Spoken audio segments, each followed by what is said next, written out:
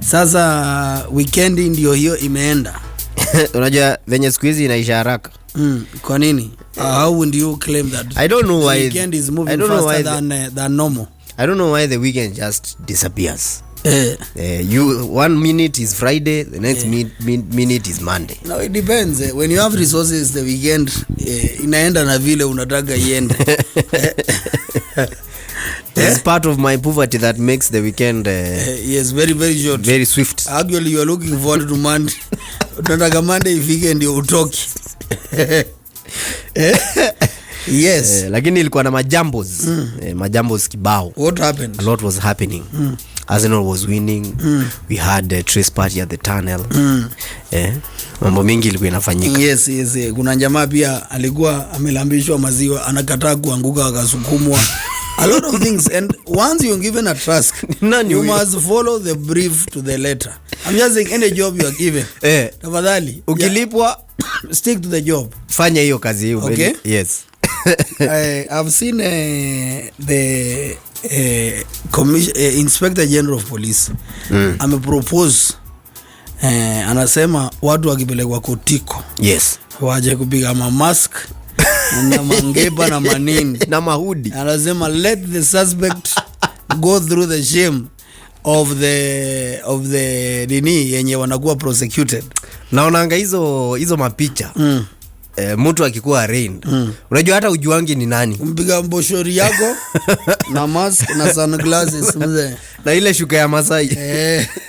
Sasa anasema suspect walikuwa wanasimama wima kwa wima. Mimi udhani watu sema even some of these guys, when they arrested, mambo ya kuwekwa Sumbaru hiyo ikuwe mwisho. Sasa wagua wanawekwa kwa Mariamu. It doesn't matter who you are.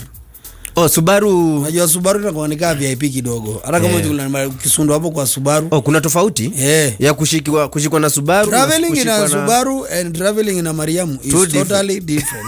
Two different criminals. Yes. Not even criminals in terms of comfort. Anasema criminals need to be treated like criminals. Not like VIPs. Hivyo wasiwache kuwekwa kwa gari Subaru. Kwanza siku hizi ni VW mzee. Siku hizi ni inaitwaje hiyo VW? Tiguan. Tiguan fulani hapo.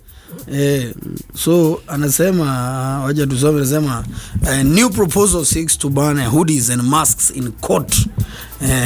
The ING Mr. Jafet Kome has proposed the banning of suspects coming to court hiding their identities by donning hoodies, dark sunglasses or masks. He says suspects must be clearly be seen in court. Nafikiria akawa anapiganga hizo mahudi na maleso juu ya kuingizia njeve. Hapana mzee, inakuanga ni tactic. Unajua ujui kesho. Hiyo ngori unaweza zima na wasete na hiyo picha itatumika ulionekana. So kama umepiga hizo mavitu si wewe. Uko tu sawa. Hakuna mtu anaweza sema ni wewe. Anasema for example wale makarao wale waliuza ile tei tena watu wakakunya wakanyuri ile imbo ile. Waliingia kotiko mzee, unajua ungejua ni nani? Huwezi jua. Unaona tuki. I think part of the measures they are proposing to fight drugs and alcohol will work. I've seen CS Kindiki said police officers who through action or inaction will lead to death or of Kenyans because of drug and alcohol related things will not be transferred to another post. What used to happen, unasikia jamaa amekuwa posted in a hand area kama huko Baringo huko anawekwa pale kwa bandits hapo front line. Sasa kitambo zilikuwaga hivyo. Anasema sasa watakuwa prosecuted and sacked. Hakuna ati utapigwa transfer. Yes. I think I'm so happy because of the so many statements I'm hearing. What I'm waiting for is the action on those points, because there's another also interesting proposal that the IG of police have said. He has said that the licensing of liquor, wines and spirit traders na hizo bars na nini itolewe kwa governors, iletwe kwa police, because it somehow it affects the security. No. What he's saying is most of the politicians when they in charge of that, they are not able to regulate because they are looking for votes. not necessarily you see, but from his perspective he's saying this is a security issue. But also now pia yeye sasa lazima atuambie plan ya hongo. Unajua tunaweza toka kwa hii danger ya hawa governors anasema wanaangalia votes. Tuingie sasa kwa ngori nyingine major because ya hongo. Unless he's also able to reign on some of the few guys who also sasa una imagine ati makaraundi wanapeana license za kufunga wines and spirit. Labda kukue na unit mpya ya makarau tofauti. Well, abada it's possible. You see, it's not it's just a few elements. In every organization kama unaweza kuwa there are rogue employees. So there are also rogue elements in the police force, but not everyone. Actually we have some very good policemen and women. But sasa hizo views anapeana, they are very good on paper. In terms of execution, because also you don't necessarily have to take that function from the county government. What should happen is you have a more cooperative approach between the county governments and the police. This is what will happen. Before somebody is given a license, they should get kuna kitu wanapaa kupata ya due diligence kutoka kwa polisi.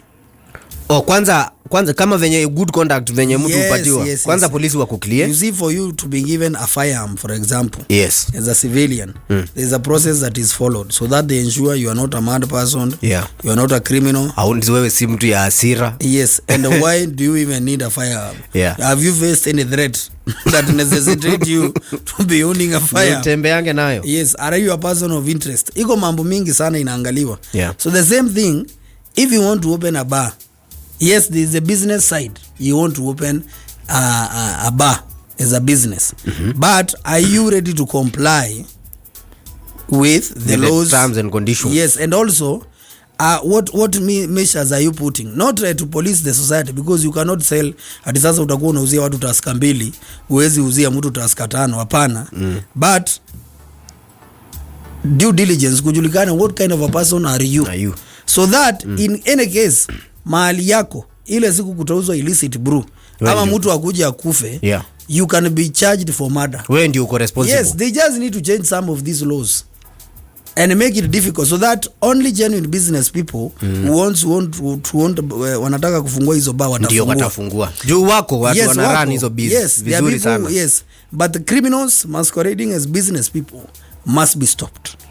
So whether it is the licensing is on the police or the county, as long as hao watu rogo wako, it cannot change. So what should happen is they have more cooperation between the counties and the security team. So that anyone to be given, there has to be an intelligence report on you about that person before you get that license to operate a bar. So license ya kuuza drink ama kuuza tei itreatiwe kama license ya kitu serious sana. Na ukipata na ikikuwa revoked utaipata.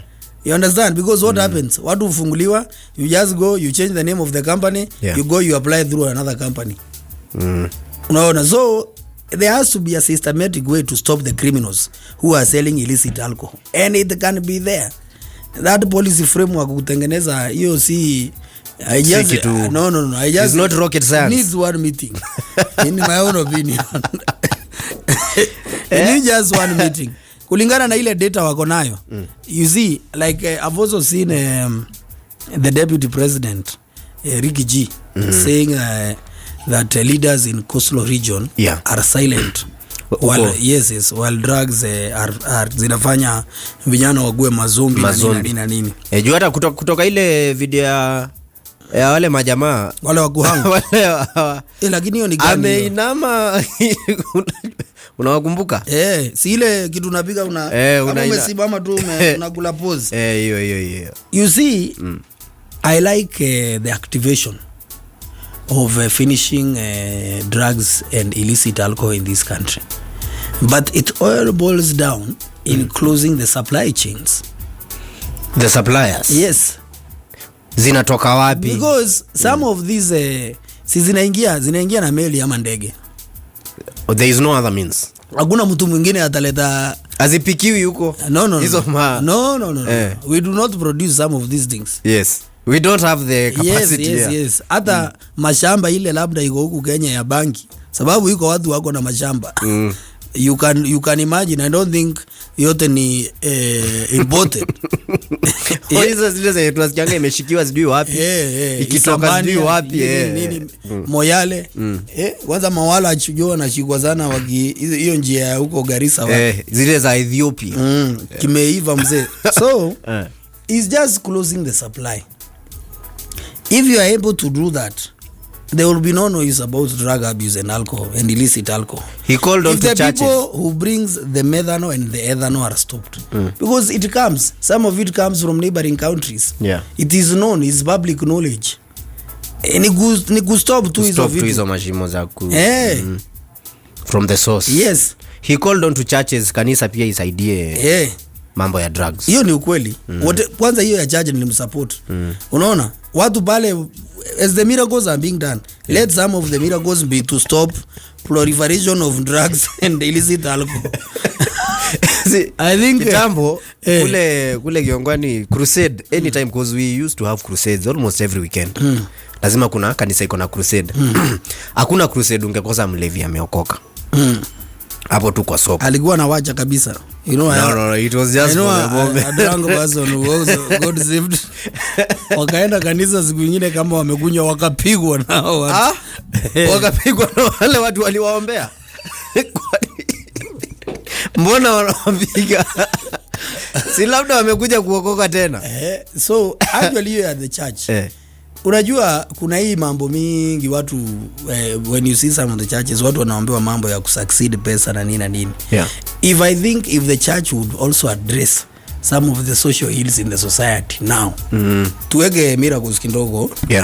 Kando kidogo. Na mbegu kidogo. We just put on hold temporarily. Si ati tumetoa. No. They can always come back. Temporarily zistopishwe. Because actually if they are able to recruit most of the guys who are into those substance abuse na pombe na nini, hata namba ya wale watu watakuwa wanatoa sadaka itaongezeka. True. So in the long term it's a win-win situation. Watu wanaacha kukunywa pombe na drugs, wanatoa sadaka na yes, unanielewa. So I think the church should go back to its role. Because ukiangalia hata kwa congregation, there is a member of kuna member wa kanisa anajua either a brother, kila mtu kwa hiyo kanisa anajua, not a member. Everyone in that church they have a family member, sometimes the husband, yes, who is lost in alcohol, the wife, yes. So ni easy. Yes, but tuaje as much as tukipiga kelele milango zifungwe, mashimo zifungwe. The suppliers. Yes. Make it hard. Because I saw kama Germany, so walisema wana legalize marijuana, but there was something they will make it hard for you to buy it. So how do you make something hard for someone to buy? They are saying the limits with which you can buy. And the quantity of vitu kama THC na nini zinakuwa regulated. Si ati mupige mavitu mulipuke, hapana. No. Wameona chini ya maji munapiga. So the best way to deal with it. But now, because now when they start following the law, it will become very hard for people to abuse and it will be controlled. Yes, because sometimes I wonder some of these countries zenye zime legalize some of these drugs wana manage na wana madogo zao. Hakuna mazombi. Hakuna wase wa kumboka basi. So I think it is tufanye benchmarking. We can go to some of those countries. Yes, and legalize. First of all, Muratina now is legal. Yes. Talk matters legalization. Yes. Muratina imesemekana is support the Agikuyu culture. Wait, was it illegal in the first place? Yes, I think that's what people are saying. Unaona? Sasa kwa sahi imesemekana sasa is good because ni a cultural, it's a cultural. And I think so because ukiangalia na ni venye watu waongei, there are foreigners who have come into this country and they are selling that Muratina as a premium drink. Iko kwa soko? Yes. Venye hatutataja jina. In package mzee, iko kwa chupa. Smart. Unapiga mzee na inauzwa very expensive. So unajua nini naongelelea? Na iko na percentage? 8%. Ukipiga tu 3 unajisikiza. Uto upigangi tu wingi, ukipiga First, you need to feel yourself. Because I hear Muratina percentage yake inategemea na mtengenezaji, the brewer. The mugema. Yeah, the mugema. Yes. So, you see, some of these, that's why kama tuliongea hiyo mambo ya pombe tukasema, part of it will be allowing people to take their, you just need to create a law that limits and regularize. Na hiyo law sasa wale machief na masub chief wakuwe wana enforce that law. Yeah. But the moment you keep saying ati umeban busaa sijui nini changa nini, watu lazima watafute kitu ya alternative. Yeah. That one will never escape. Na hiyo law kutoa hata saa nyingine hata the law haiwezi zuia mlevi kutoa law. Unaona, inaweza kama ni regulated. Masaa ya kukunywa, unakumbuka the original Mututho laws? Hiyo ilikuwa ngori. Hakuna mtu angefungua before 5. Yes. Ungepatikana ukiwa mlevi ilikuwa ngori, vitu kama hizo. We need some radical things if they are really serious. Yeah. To deal with the issue of menace hii ya pombe na mandawa ya kulevya. People need to be serious. Some radical juu kama hiyo. Yes. Ile ingine ya mishuki pia ile ya belt unakumbuka ile ya matatu. Kuna time za ilishaishukishwa matatu mzee kama hajafunga. Alikataa kufunga. Nilikuwa nimestuka mbaya. Na yeye ndio protector wako akaambiwa shuke. Yeah, so there needs to be something radical if it has to work. Otherwise itakuwa tu ni kuongea. Yeah. Lazima kukuwe na mambo radical. Yes. Or else ni mzunguko tu itakuwa tu mzunguko because hii story tushayasikia tena. It's not the first time. Maramob. Yes, I think for all my life I've had the government fighting illicit abuse. Fighting drug abuse. Yeah. Yes, I don't think we need to be a progressive country. Yes. Tukifanya kitu KPI. We started this fight imefika wapi? Yes. Manielewa? Yeah. Lazima mambo kama hiyo ifanyike. Na hizo kujua alisema ni za cultural hizo mambo ya kitamaduni nini. Hizo zitakuwa regulated aje huko ushago? They are cultural laws. Some of these things, that's where they exist. What should happen now? Kiambu County. County Assembly yao. Si wako na County Assembly. They should meet and revise watengeneze law. Yenye itakuwa ina govern hiyo kitu. Every county should have its own. So that it is known only what is classified as culture, as a cultural function. Yes. Mzishikane tu hivi mwanze kupiga mzeme ni culture hapana. It's just classifying some of those things. So you know this one is a cultural function, this one is not. This one is allowed, this one is allowed. Even right now informally. If you go to my village informally. Yeah. Some people when they are making it for an event they must inform the sub chief or the chief or the area chief. There will be a function, there will be a ratio, there will be a what, and this number of Muratinas will be. So it has been pilot in some areas, so it can work. Yeah. Sindio? Mambo iko namna hiyo. Inaweza work. Yes. Tulikuwa unasema nini? Nilikuwa hii mambo ya Ujerumani. Unajua kutoka nikuwe mtu mzima, kutoka nifikishe miaka 18. That is a couple of decade ago. Decades kuna tumiaka. Historia legalization nimekuwa nikisikia sana. Mpaka mangoma, mimi upenda reggae sana, Mairia nimeenda za reggae. Kuna ile mziki ikiimba unajuanga legalize. Police in helicopter. Mambo yani mambo mingi za legalization.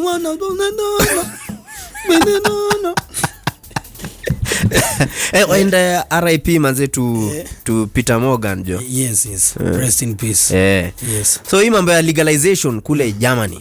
You see you are one person who have championed on the legalization of marijuana in your previous job. Yes.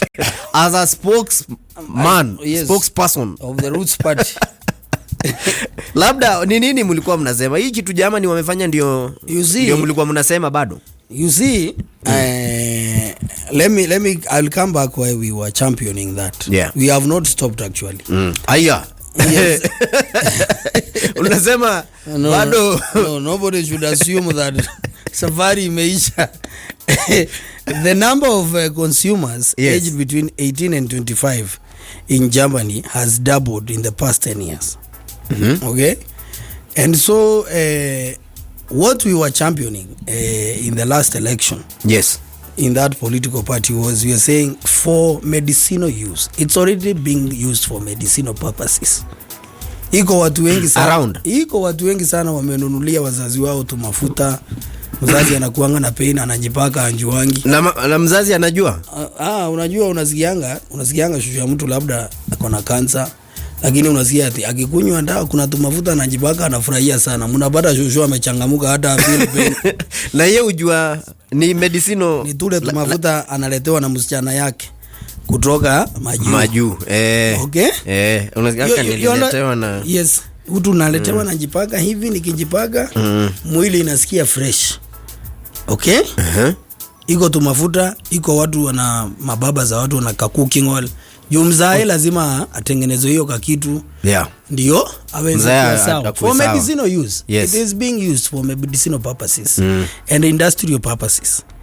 And there are a lot of things that we have copied from these developed countries. Actually, I think it's everything. You see, so some of the progressive things that they are doing, we might be very ignorant to ignore them and hide behind a facade of a facade of what? Religion and some beliefs which are just advanced by propagandists. Not to mention that drug abuse is actually something very bad for a country. Yes. And even for an individual, at an individual level. But we, kama saa hii, unajua watu wasidanganyane. Ni mtaa gani unaweza ingia ukose bangi? Unaweza fanya survey ndio ujue kama ni possible. Do your own survey. How what would you do? Walk around and ask who? Yes, ask anyone who. Unajua ukiingia mtaa kuna mtu unaweza angalia uone huyo anaweza jua kitu. Yes, do your own survey. Enda tu mahali mzee anaweza pata kishashi wapi? Ni wapi utapata? Hakuna. Enda uniambie, do your own research. Go even to the remotest part of this country. What you call remote? Yes. Leave alone the city. Ukienda kwa utapelekwa mpaka kwa pedi. That's why nasemanga hii mambo ya kupigana na madawa, probably we like speaking a lot without actioning. If you really meant to do something, ni mambo kidogo sana ya kufanya. Yeah? Unanielewa? Lakini tembea kila mahali. Uwezi hakuna mahali uwezi medi. Yes. Ukienda hata sasa ukiingia tu kwa event, you can pick the two cousins who are already into it. You know it's very easy. Kwanza hii time ya Christmas ndio unajuanga ama ndio unajua watu unakaanga kama wiki uko ocha ama wiki mbili. So at some point you will closely interact with your uncles and cousins. Na utajua mambo mingi. Unadiscover haya huyu pia anatumianga. Na ya huku mnatoa wapi? Bas. So when a country faces such challenges, instead of waiting it to be a menace, you have to be progressive in nature in deciding what can we do. So that this thing does not become a menace later. Unaacha unakubali sawa ndio hii. Yes. So how do you do it? It's already there. Yeah. A lot of users. I think which apartment does not have a bangi smoke? Starting from there. Let's look for an apartment that does not have a weed smoke.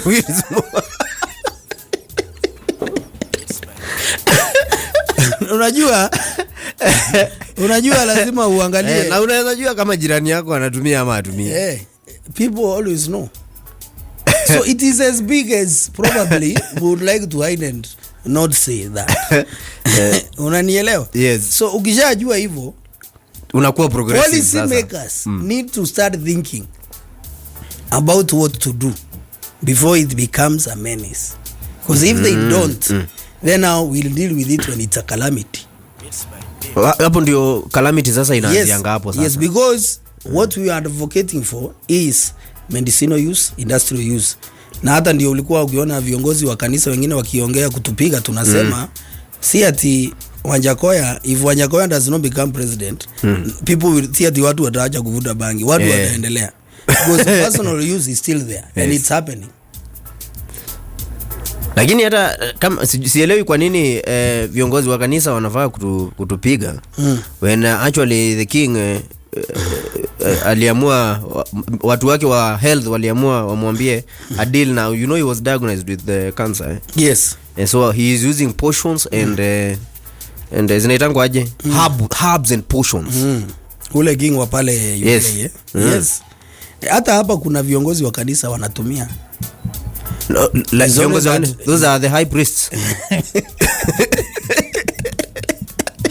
Unajenga. Hata hapa iko watu wanatumia. So sasa, and I want us what in Germany what they are saying is Germany has joined the list of countries who have legalized cannabis for personal use. Under the law, over 18s in Germany will be allowed to possess substantial amounts of cannabis, but strict rules will make it difficult to buy the drug. Possession of up to 25 grams, equivalent to dozens of strong joints, is to be allowed in public spaces. Hiyo iko allowed? Yes. Mtu anaweza beba G-bag. Juu umekuja bash uturoge. G-bag na jag. In private homes, the legal limit will be 50 grams.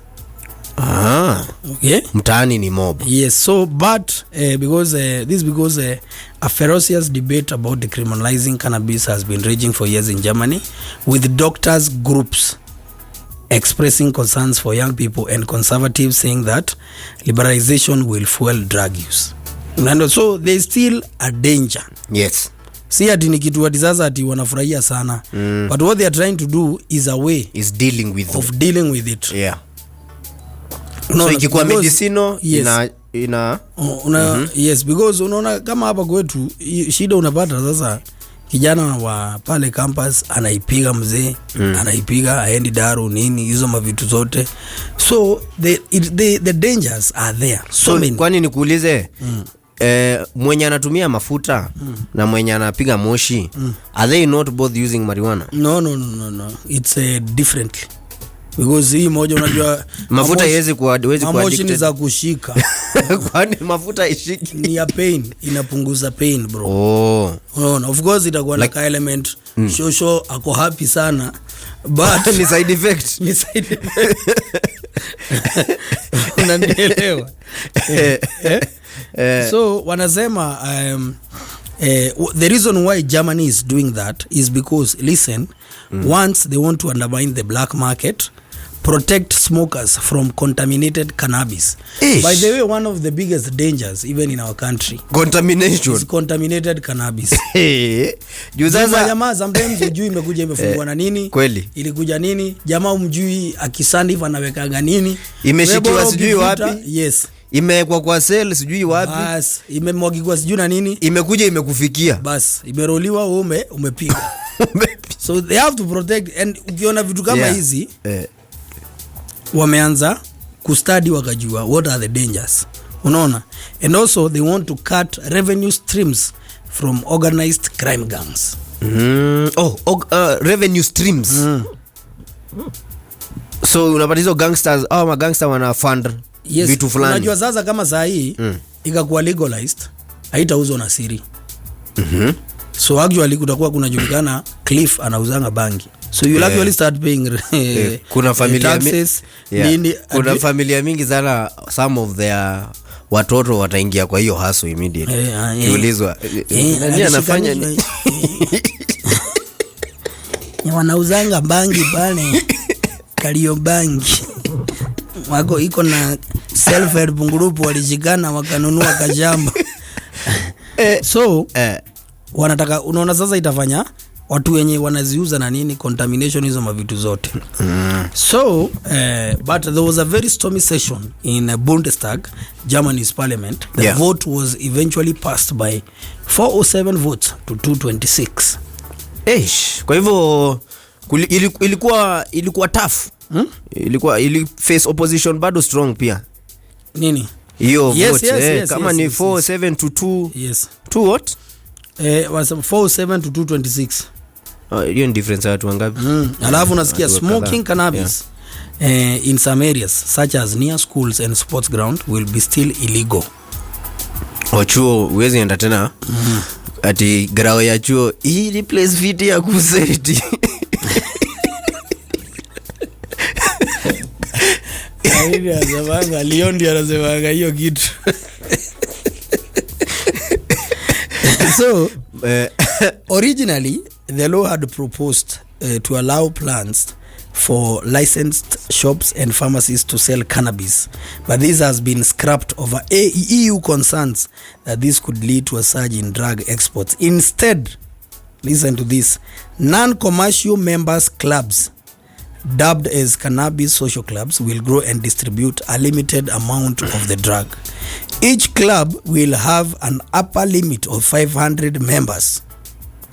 Consuming cannabis on site will not be allowed, and membership will only be available to German residents. Wow. So kutakuwa na maklabu za wase wa kuchoma? Lakini unasikia ni unasikia hiyo kitu nimesema? Ni non-commercial members club. So hakuna kuna mbogia non-commercial is amwezi kwa hadi utaingia pale kwa Karisi mwambie nipige joint 3. Hapana. Unasikia? Then growing your own cannabis will also be permitted with up to 3 marijuana plants allowed per household. 3 marijuana plants. Muti 3. Hiyo kwa 50 by 40 by 40 kama umejenga kuna ka space hapo nyuma.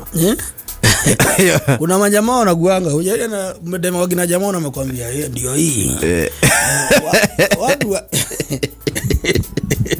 ndio hii niko na muti. So I think even in this country before people hide in their closets, let just people know that there's a lot of usage. I think the government and all stakeholders knows that. Ukiangalia hivyo even kama ukiangalia if you do your personal survey whether you are at home there uko wapi umetulia upige survey yako ujiulize mimi kama Cliff najua watu wangapi wanavuta bangi, upige hiyo survey. Hao watu at the age that they are waongezee miaka 10 ama 15 20 huyo mtu atakuwa elder mahali. Atakuwa mzae. Atakuwa mbuda na bado anakuwa anapiga. So sahi inamaanisha kuna mabuda chini ya maji wengi wanapiga wako tu chini ya maji. Unajua kama ule mmoja tulitambua. We used to wonder this mzee is very energetic and very funny.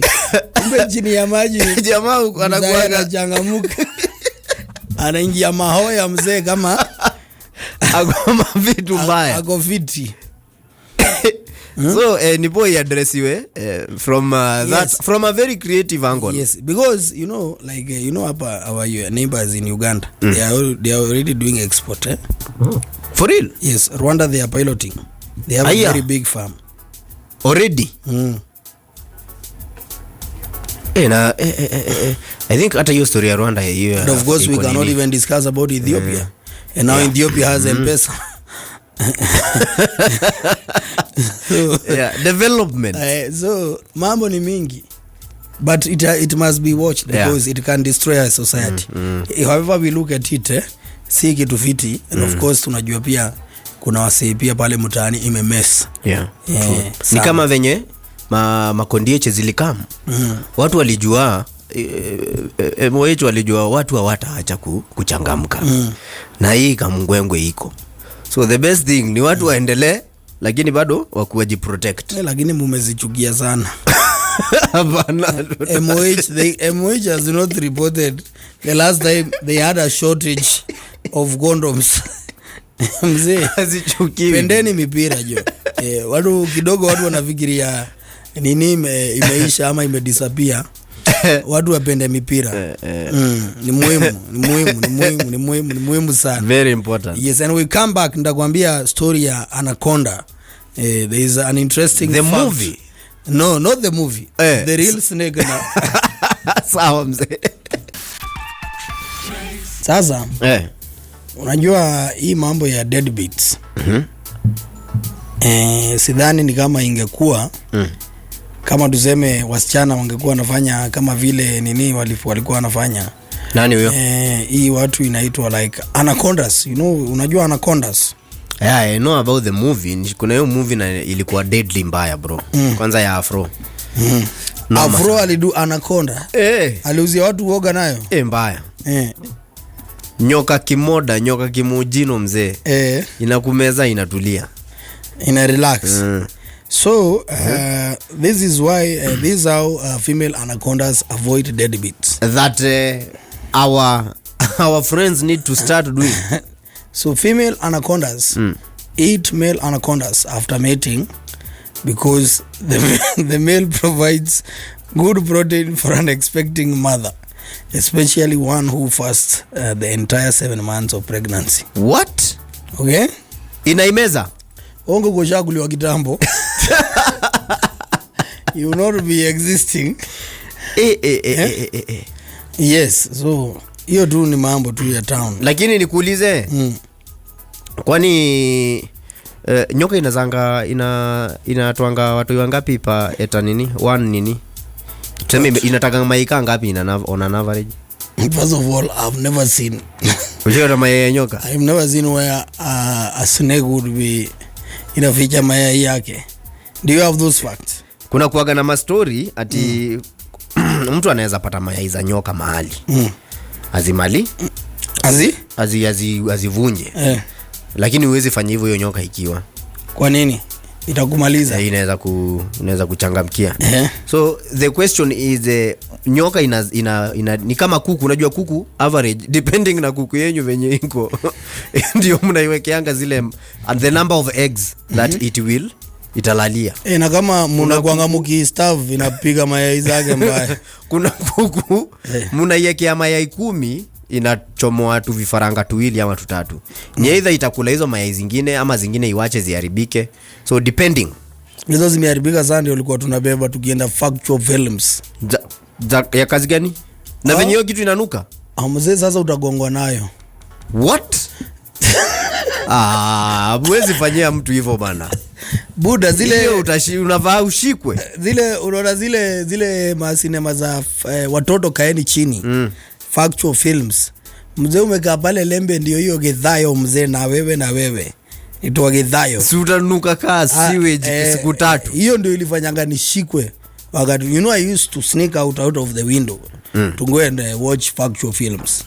Zilikuwa zinaorganiziwa kwa kiwanja ama wapi? Yes, hapo Ngenda shopping center. So mlikuwa mnaona movie au wase wakiamua mnaona? Did you used to pay? No. Si ni free. That's why na ni usiku nikaa kutoka 7 mpaka 9. Who was organizing? I don't know. We just there is nobody who was organizing. So ni screen ama ni projector? Ni projector mzee. Hiyo kagari ingekuja iwekwe tuone cinema bro. Na wao walikuwa wana benefit aje? It was a government project. What? Yes. Aya. This was a government project. So muone cinema. Yes. That's how most of the village kids tuliona kitu ina move kama movie. First time is through factual films. Wow. So sasa ile mahali nilikuwa nalala kuna dirisha nafungua. Unajua dirisha za ocha hazikuwa na grill. Unaweza toka mzima mzee. Hata mwizi akikuja aambie mfungue, you better listen kwa dirisha. Better listen because atagonga tu dirisha ifunguke na ndani.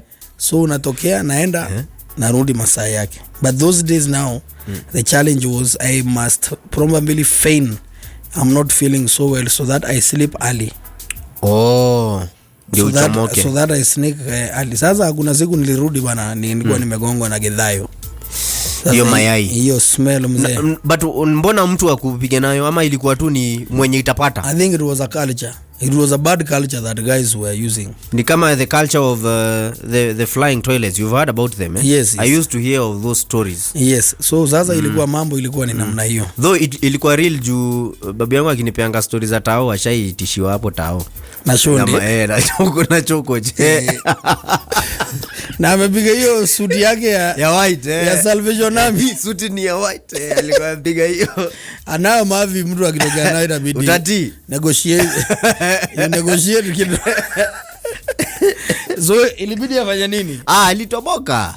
Alitii alitulia. Yes. So hiyo strategy ya nyoka kukula male if it applied to us, labda mtu akukulea after pia mmepata watoto kadhaa. Not just the first kid. Si atabaki bado atakuwa anakula, kwani atakula watu wangapi? Ziaki bado mzee na Mungu. Kuna watu wengi wamekula watu wengi sana. Anyway, in Nakuru pale War Memorial Hospital, there's some guys who stole a body. What? Yes, so why would guys steal more guys? Was a body held there and was a bill of 900 Kenya shillings. But mi uona mse wa mtu akinyuria 900,000. Hawa sio wafai kuchajiwa bill. Mse akinyuria. Ni kama by the way ni kweli. Ni kweli. Ni kama uniuzie kitu hapo hivyo kataye kuwaka. Dalipadini sasa. So like there was so this is what happened that robbers broke into the facility's morgue and made away with a body that had been preserved for close to 6 months. Damn, how did they even break into a morgue? Oh, ni wase wa brave Buddha. Kwa nini? Alafu walitoa akaipeleka morgue nyingine na funeral ikaendelea. I think walisema enough is enough. You see there's still a big, and I think that's why we need to sort out some of our health laws. Because you find their families zenye zinabaki na bills kubwa sana and already they have lost their loved one. They yani wanamon pesa hawana nini hizo vitu zote inakuwa pressure na inabidi mpige arambe after arambe ndio mclear hiyo bill. An harambe after the other. Because even some radical guy who would say unaambia tu nyinyi tulieni na maiti haina nani. Haina hatutajieka pressure ndio. Because it happens to a lot of people and I think it's crazy.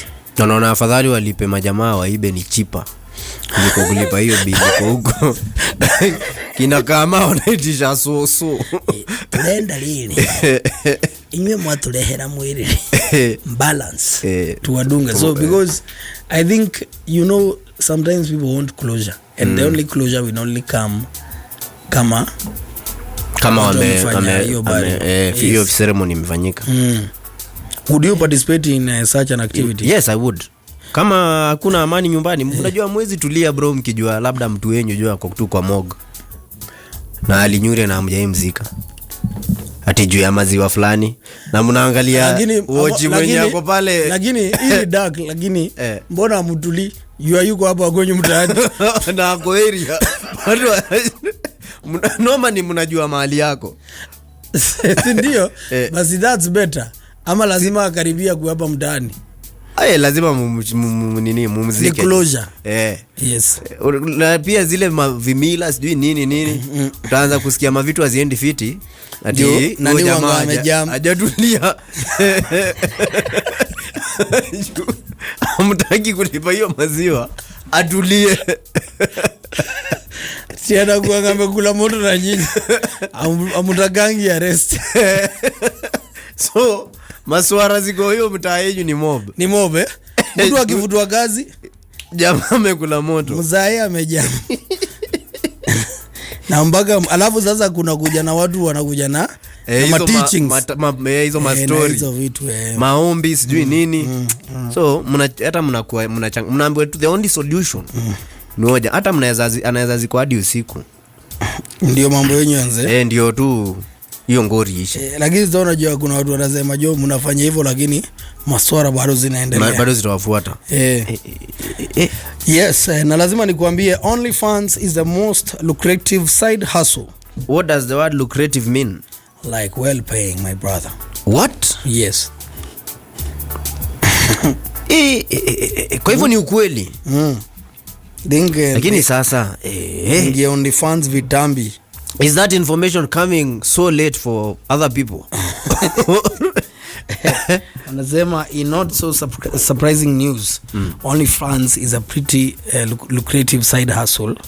Anasema a tax filing service focused on freelance workers found OnlyFans had the highest median income of the top side hustles, with a median annual income at $5,000.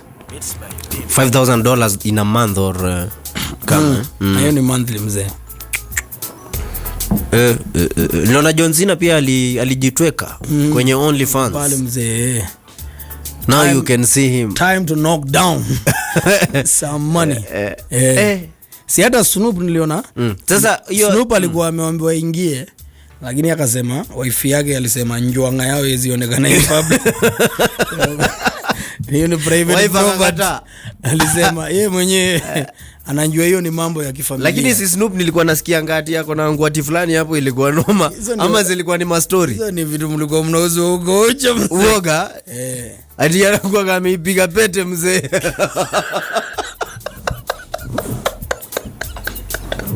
Leave. Hadi venye amepimiwa mali anafaa kufikisha.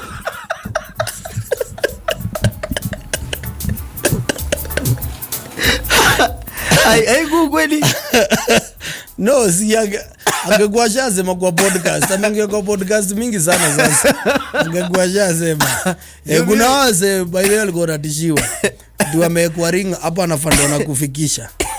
Ndiye kipitisha hapo anaweza maliza huyo.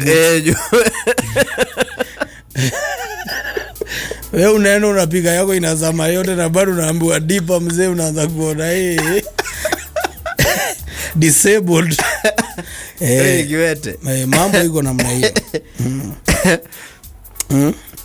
Lakini kama inalipa na mtu anaweza fanya hiyo mboka. Ni sawa, acha. Ni mahali dunia inaelekea. Inaelekea hapo. Ni mahali tuko. Have you ever subscribed on that platform? I have not afforded yet. Kwani the rates are very high?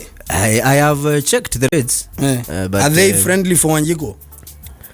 No, you really have to need it.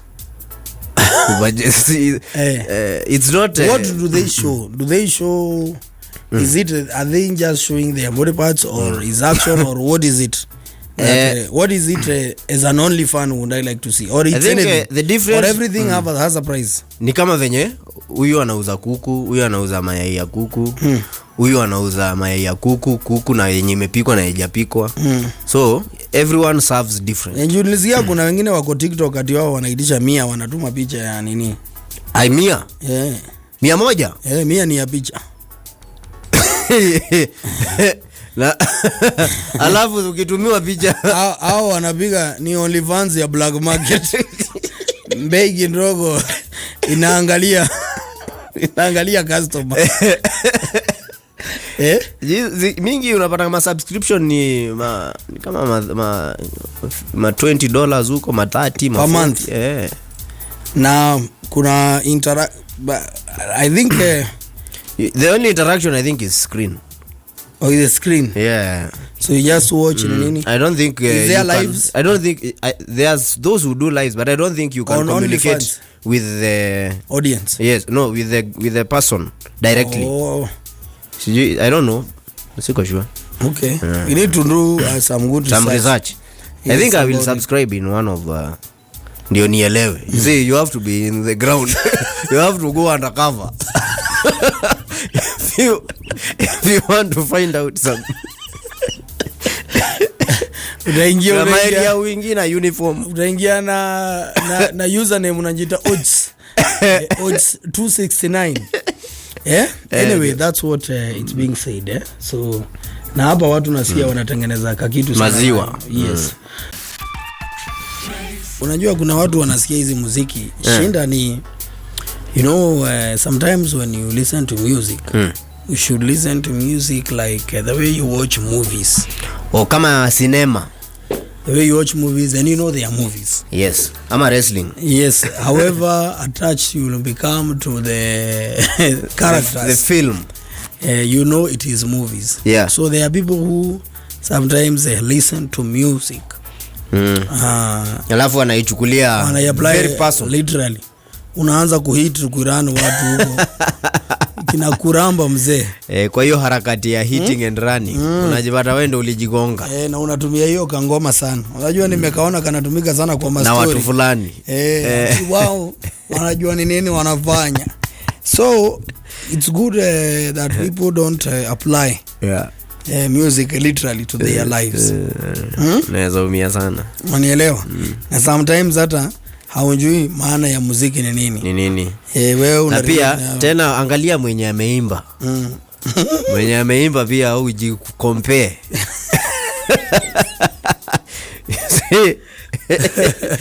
Usijifanya. Lazima ukae kama wewe mwenye ameimba hiyo ngoma ndio ukweli. Kabisa. Sasa unajua unapenda nguruwe wewe? I know it's a subjective question. Lakini pia sipendi huwa namla mimi. Namla wakati nikipatana na yeye simwachi.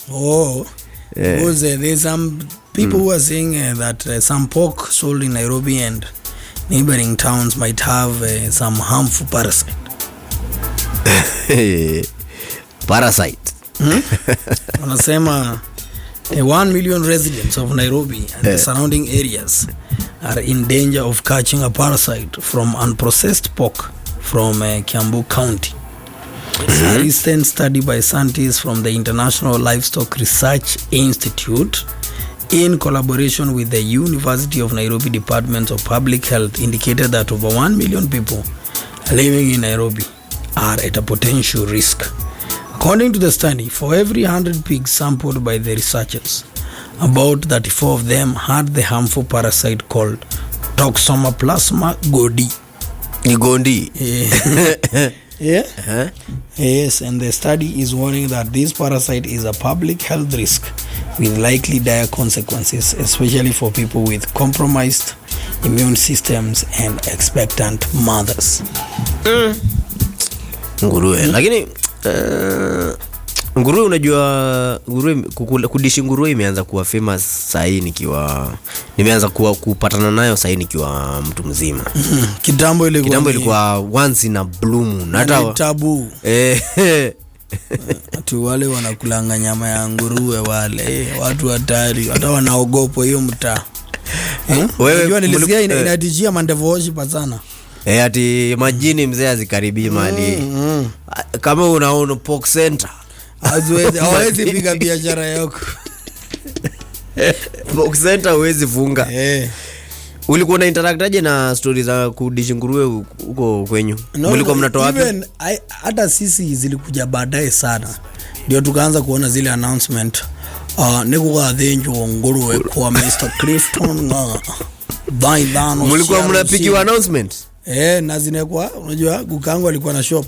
So kuna watu wanakuja kustick hizo announcement. Maposta. Alafu za nguruwe. Unajua noma ya kitambo ukichinja nguruwe ama ng'ombe. Ilikuwa ni muhimu sana ujue unakaagaje na watu. Lazima uangalie relationship. Juu nao watakupiga kipindi. Kwa nini? Utachinja wakosa kununua hiyo siku. Ili bidi jioni uangushe bei. Aya, juu ita spoil. Na itabidi tena pia uzie watu na deni. Kwani you could only slaughter a cow if you are selling the meat? Yeah, where would you sell them? Hata unajua ng'ombe yenyewe ikipatwa na homa, veterinary yakuje. Veterinary alikuwa anakuja anaipima. Sasa akiipima unaona ameita mwenye nyumba, mwenye mzee na mama pale kando. Hii kama mtake kupoteza pesa muichinja haiweze kumaliza wakati fulani. So kuna watu fulani wangechinja ng'ombe yao juu ilikuwa na homa. Ameambiwa ichinjwe. Na wenyewe wanachinja tu roho safi. Lakini si wengi. Of course. Roho safi si wengi. Alafu sasa mnakaa mkingojea mtu wa healthy akuje apime maini sasa ndio aseme hivyo. Kuna jamaa na kuna wazee walikuwa wanabeba ati ni kama ni za umbwa lakini wanaenda wanazipika chini ya maji. Kuna time mzee tumedishi makuku huko home. Kulikuja daktari fulani akatuona kuna kaugonjwa kana kama. So kabla hata kafike. So kazi ilikuwa ni kuzidishi na kuuza zenye labda watu wanataka za kukula. Ugonjwa ilikuja nika symptom tuliona kagani the early symptoms. Kuna venye ungeona kuku imeanza kukaa mjue ita nini. Sisi sign yetu ya kutupatia red flag kuku inafaa kuchinjwa ni ikifika mahali shindwe kutembea. Immediately hapo sasa lazima mwezi ngoja sasa inyurie. Jona kuku imeshindwa kutembea mzee. Inatulia unajua hili ya kuchinja sasa. Sasa one time immediately unasikia imepigwa maji. Lakini naamkwa mnaingizia mnaweza shika hiyo homa ama hiyo time you could not care about a chicken bird flu ama kuna ile design ikiwa mgonjwa mtu hawezi kula. Lakini kuna ile inajulikana hii inaweza kuliwa. Ushaona kama kuku imepata injury. Unajua kuku inapata hiyo ni injury. Hiyo ni injury sasa, lakini ile kugonjeka hiyo nayo ni noma. Mnafaa kuwa very careful. Hiyo hata ilikuwa ikikufa lazima kukue ihakikishwe imezikwa. Watu wasikule hiyo ama ishikishe kuku zingine. So hii mambo ya pork, I don't know because this is dangerous. You know, I'm talking as a lover of pork. Yeah, you love. Because now people need to know where do we buy non-contaminated. Juu sisi tuko na watu wetu pale, tuko na Njona, tuko na nani anaitwaje ule jamaa, tuko na Patro. Sasa we need to know whether we keep making the phone calls. Yes, or we need to stop. Yeah, temporarily. Temporarily kabla nguruwe health zirudi. Ziko hazina parasite. Ama kiroma tu ya nguruwe ibadilishwe kama hiyo parasite inatoka kwa kiroma. Nguruwe hizi dishi kitu kingine apart from uchafu. I don't know. I always want aziwezi kupiga nyasi. Kuna nyasi fulani ziupiga. Lakini yu pandwa yu limona ile inaitwa hydroponic farming. Kuna nyasi fulani. Because I think unajua sijui kama ushaikula pork na pork. Kuna mahali unaweza katiwa pork usikie yenyewe hiyo fiti sana. Ni tamu. Kama zile chali alikuwa anatupatia. Yes, iko separated vizuri ni nini? Iko na nyama. Na haina mafuta. Lakini kuna nyingine juu unapiga unajua ni parasites unapiga. Unajua ni ngori sana. So that's what is happening. But it's the same thing. We also always need to be careful na any meat yenye inauzwa kwa butchery. You need to be careful. Know you are butcher man. Ujue kama anaweza mtu akibidi hapa ni mtu ni mtu straight. Nipo ujue butcher man wako. Watu udishi vitu mo. Lakini mimi siwezi I cannot rule out I have not eaten a couple of donkeys here. Yeah. Mazile kuna mambo moja mbili unashuku. Yes, just with my behaviors. Hiyo ni kanyama fulani hiyo ilini affect mahali. Kama umejam ama kama umekula moto, hiyo ndio swali nilikuwa nauliza. Unafaa ujam for how long? Unajua? Ukikaa sana, ni fala. Ukikaa sana? Ukikaa sana kama umejam. Whatever it is. Unajua mtu kuna watu jam kama wiki 2. Unatusikia sijamuongelesha 2 months. It's okay. It's okay. But kujam usijam for long. Jam kidogo na uondoke. You need to understand is an emotion. Hata ndio maana inaitwa jam. Jam ikaangi sana. Lazima ifunguke. Ni jam lakini ina move. Ukikaa sana mzee kama unakula moto wewe ni fala. Tulisema hiyo kapawa usipatie watu. You need to know who possess it. Na ukwe rada sana. Rada. Lakini usikaage sana. Kujam inakuja but usijam sana. Because once you start training, sasa ndio unafikanga unasema hizi vitu hazinijamishi anymore. Yes. You need to train yourself. Ni kujitrain. Yes, lazima utrain. Kesho ni siku. Kesho ni lini? Kesho ni tarehe 20 na ngapi? Mwezi inaisha I think very soon. February is a very short month. Yes. Tuko mzee.